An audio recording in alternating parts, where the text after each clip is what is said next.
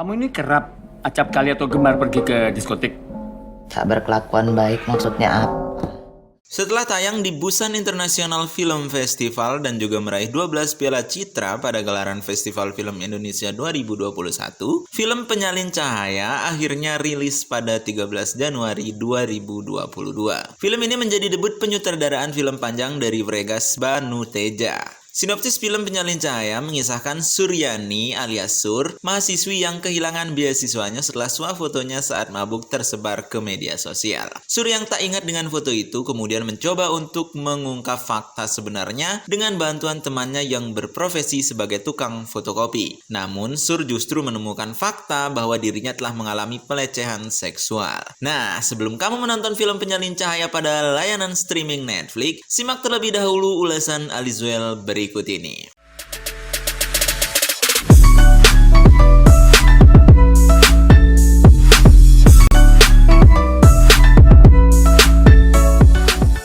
Perjuangan penyitas yang sesuai realita. Sepanjang film ini, kita akan bisa melihat perjuangan Sur dalam mengumpulkan bukti demi bisa mendapatkan kembali beasiswanya. Namun, Sur cuma ditemani oleh Amin dalam melakukan hal tersebut karena hampir seluruh orang terdekatnya tak percaya, termasuk keluarganya sendiri. Hal ini karena kondisi Sur yang saat swafoto tersebut sedang mabuk sehingga banyak yang menganggapnya tak sadar. Mirisnya, ketika Sur mengetahui telah menjadi korban pelecehan seksual, masih tak ada juga yang berpihak kepadanya. Ayah dari Sur menganggap hal itu sebagai kesalahan anaknya yang mabuk-mabukan. Sementara pihak kampus justru cari aman untuk menjaga nama baik mereka. Sekalinya mendapat dukungan dan bukti yang kuat, Sur tetap kalah dengan pelaku yang punya power lebih hebat darinya. Kisah Sur tentunya terbilang mirip dengan perjuangan para penyintas kekerasan seksual dalam Indonesia yang sangat sulit mencari keadilan. Mereka terkadang harus berjuang sendiri tanpa bantuan pihak instansi yang seharusnya mendampingi mereka atau menunggu sampai kasusnya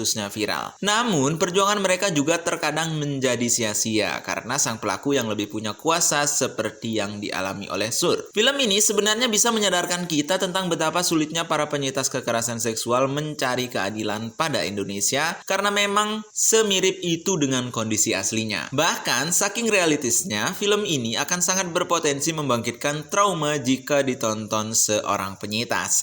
Apalagi, ending dari film ini terbilang sangat depresif dan bisa merusak mood kita yang sedang menontonnya.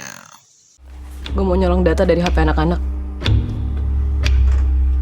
Mungkin gak ya kak? Kalau minuman saya dikasih obat.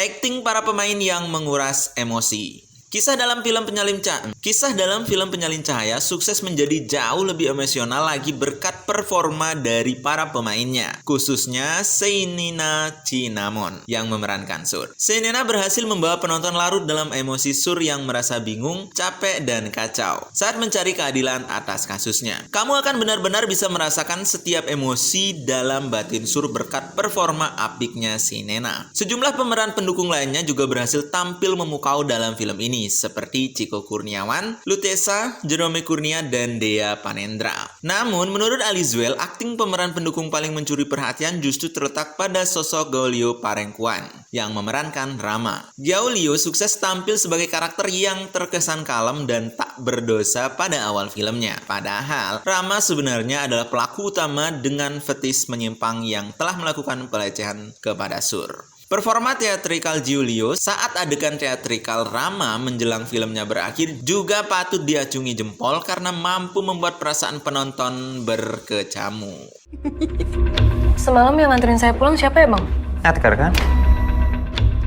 Bang Tarik. Sur, lu ngapain nempel gue mulu? Gue lagi sibuk udah ya.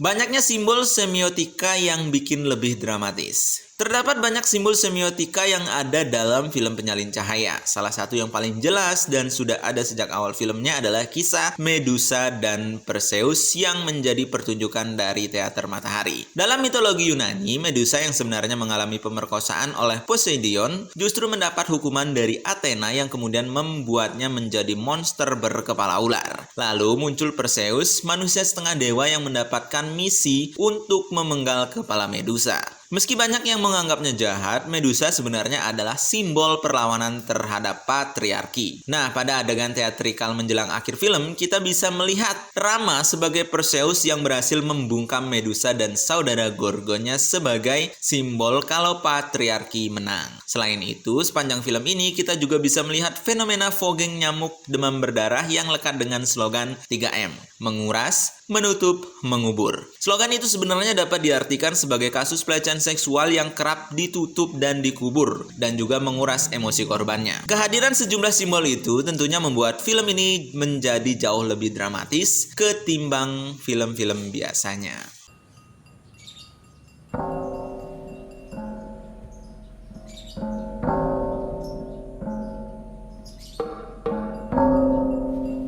Film bagus yang kebentur ironi kasus penulisnya. Penyalin Cahaya menjadi salah satu film Indonesia terbaik untuk membuka tahun 2022.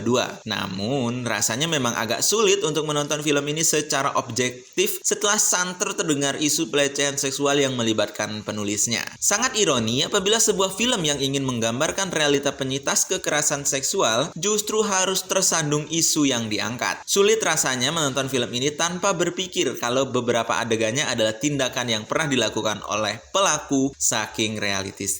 Tentunya hal ini sangat disayangkan mengingat kerja keras para pemain serta sejumlah pihak lainnya yang ikut terlibat dalam produksi film selain sang terduga.